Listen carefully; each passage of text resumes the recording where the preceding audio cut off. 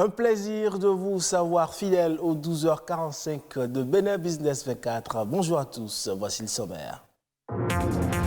Ce 18 octobre, c'est la journée mondiale de la ménopause. Et comme chaque année, c'est l'occasion de lever le voile sur cette étape importante de la vie d'une femme qui parfois représente une véritable épreuve.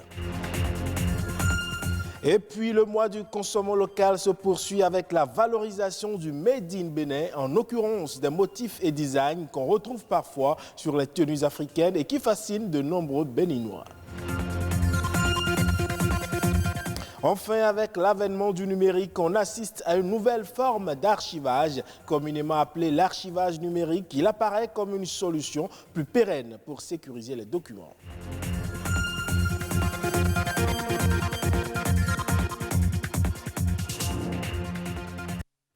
Bienvenue donc si vous nous rejoignez. C'est un phénomène naturel marqué par la disparition des règles chez les femmes et elle survient généralement autour de 50 ans. Vous l'avez compris, on parle bien là de la ménopause. C'est une expérience qui est propre à chaque femme et elle s'accompagne fréquemment de divers symptômes qui peuvent affecter la qualité de la vie. En ce 18 octobre, journée mondiale de la ménopause, on s'intéresse à ce que c'est que la ménopause et à ses impacts sur la santé de la femme. Plus de précisions dans ce reportage de Amandine Agnabossou.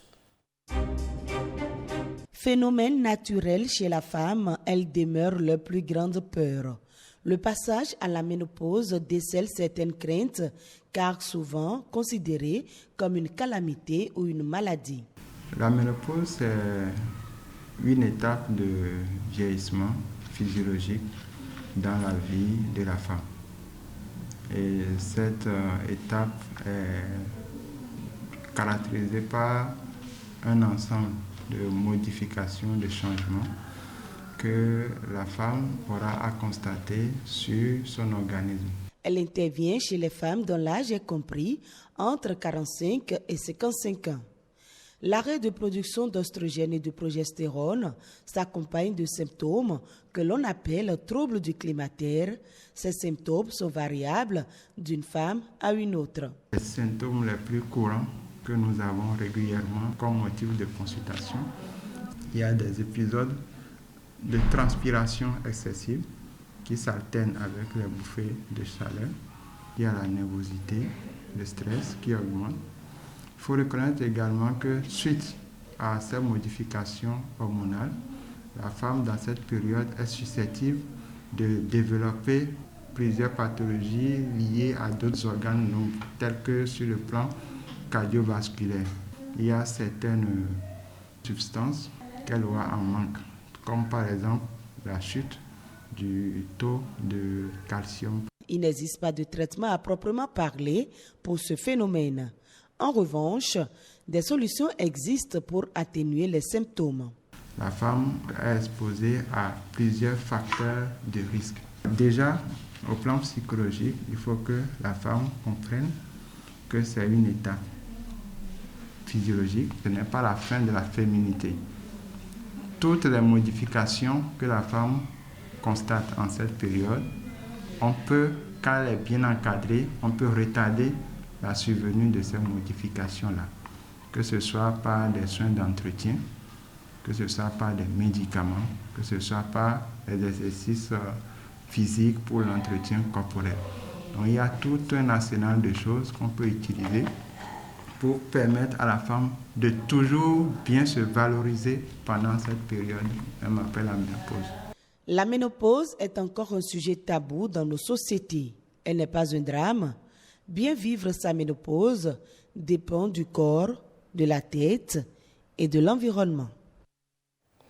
Et comme vous le savez, depuis le début de ce mois, on célèbre le consommant local. Et nous ici, on s'intéresse à la confection des tenues, au design et aux motifs ancrés dans la tradition. À Cotonou, comme dans certaines localités du pays, de nombreux Béninois optent donc de plus en plus pour la mode africaine. Et même dans certains prêt-à-porter, les tenues d'inspiration africaine ont la côte, j'allais dire. Stanislas Lincourt nous en dit un peu plus dans cet élément. Dans ce prêt-à-porter, domine la mode africaine. Son promoteur est styliste. Ce soir, Roland vient le voir pour retirer sa commande. Actuellement, vous allez constater la plupart des Béninois et les jours ouvrables sont souvent là avec les tenues locales. C'est ça le Béninois d'aujourd'hui. Aujourd'hui, la confection des tenues africaines rapporte de mieux en mieux aux professionnels du secteur. Pas de repos pour certains, comme c'est le cas ici. Je suis en train de faire le dessin de ce que je vais faire comme broderie. Si, sans ça, tu ne peux jamais faire la broderie. Ce brodeur manque de main-d'œuvre pour faire face à la clientèle qui ne cesse de croître. Je ne dors pas couramment parce que je n'aime pas que les clients viennent dire pourquoi est-ce que tu n'as pas fini ma tenue à temps. Actuellement, c'est ça qui passe. La tenue locale, ça passe. Parce qu'il y a genre de tenue qu'on appelle good luck qui est venu du Nigeria et qui est porté souvent par le président nigérien. Donc, raison pour laquelle, actuellement au Bénin, la tenue good luck passe bien avec broderie et qui fait partie des tenues locales. Au niveau des grandes maisons de production, la demande a doublé voire triplé ces dernières années. Ce patron d'une maison de mode située à Cotonou souhaite que ses offres répondent aux exigences du marché national et international. C'est pourquoi, ici, dans l'atelier de confection des tenues, ses employés font un travail à la chaîne. Ça fait bientôt 30 ans qu'on est en train de développer cette marque béninoise. J'ai commencé ce travail. Personne ne croyait qu'on pouvait porter du prêt-à-porter fabriqué avec du tissu africain. On pense seulement au Yves Saint Laurent, Christian Dior, les grandes marques qui font du prêt-à-porter en ce moment-là. Je me suis dit, on peut insérer ce truc dans la mode vestimentaire pour pouvoir booster la mode africaine. Aujourd'hui, c'est un engouement terrible qui est autour. Vous voyez partout dans Cotonou maintenant, vous avez beaucoup de prêt-à-porter qui fait du tissu africain. Le marché est très vaste parce que non seulement nous parlons du Bénin, c'est de l'Afrique et du monde entier. Vous n'avez plus aujourd'hui du prêt-à-porter dans quel pays, je ne sais où aujourd'hui, où le tissu africain n'apparaît pas.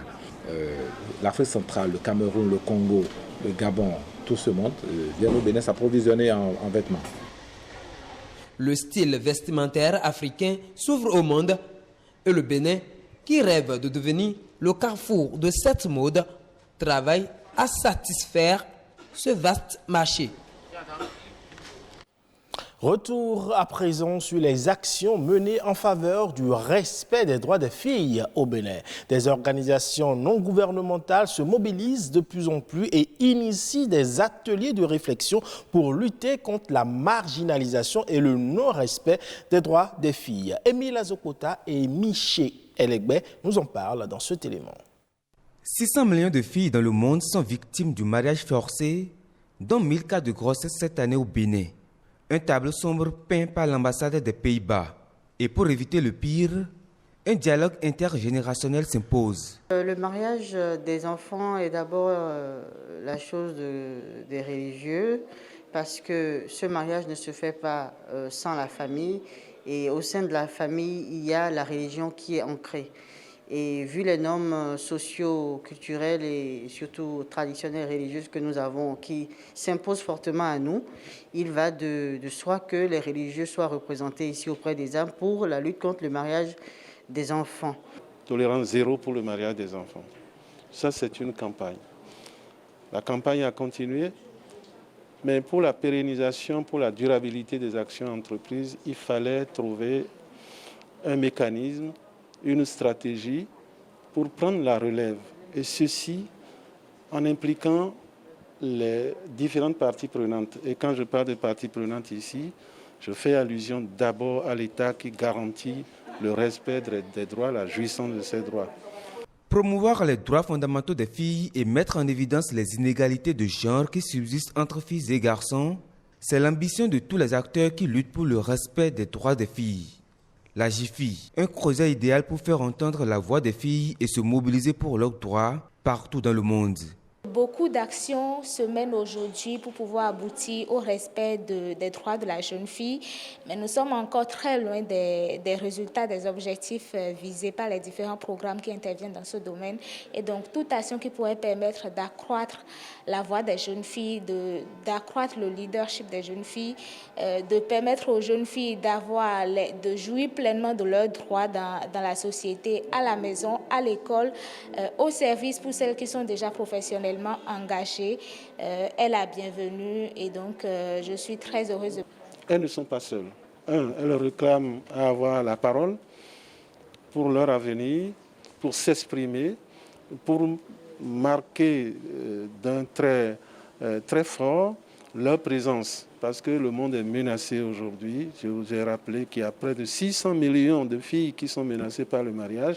Et si rien ne se fait chez nous, si on ne prend pas notre part, eh bien, on risque donc de voir le monde se détruire devant nous. On ne veut pas être partisan de cette chose. Mener une vie exemptée de violences basées sur le genre, avoir accès aux services de santé et pouvoir investir en tant que leader du changement social. Voilà le rêve que nourrit la fille. Et les actions menées doivent y concourir. On change de registre à présent pour parler de l'archivage. C'est une spécialité indispensable des technologies de l'information et de la communication. Et aujourd'hui, avec les nouvelles technologies, la profession a progressé et les défis et l'archivage numérique devient un enjeu qui n'est pas très bien maîtrisé par les archivistes. Bernus Amosuga nous explique dans l'extrait à suivre ce qu'il faut comprendre par archivage numérique et comment en faire un atout. D'abord, un archiviste, c'est celui-là qui collecte des documents, d'abord qui les identifie, qui les collecte, qui les traite, qui les stocke et qui les rend accessibles plus tard. L'archivage numérique, c'est une vraie entreprise et cette entreprise implique les archivistes et ces personnes travailleront de concert avec les informaticiens, réseaux et tout ce que vous savez pour fondamentalement mettre en place un bon système d'archivage numérique. Fondamentalement, avant de parler de l'archivage numérique, il y a des préalables.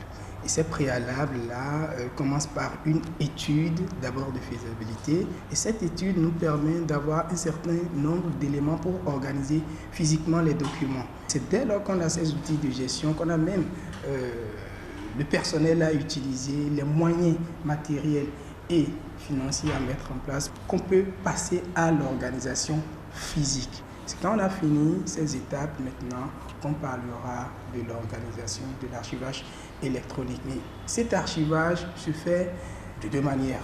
Vous avez les documents physiques qui sont dématérialisés et il y a également les documents qui sont nativement numériques. Dès lors que vous avez ces deux documents, vous les collectez, vous les mettez sur une plateforme, vous les organisez en fonction, bien évidemment, de l'organisation qui avait été préétablie au moment où l'étude a été déjà faite. La cheville ouvrière de cette œuvre-là, c'est l'archiviste. Il y a beaucoup de personnes qui entrent en ligne de compte, mais il est quand même très important, très capital de mettre l'archiviste au cœur de cette initiative. Et c'est tout pour ce 12h45. Je vous remercie d'avoir pris la peine de suivre. Vous pouvez suivre ce journal en replay sur le site de l'ORTB, www.ortb.bj. Portez-vous bien et à la prochaine.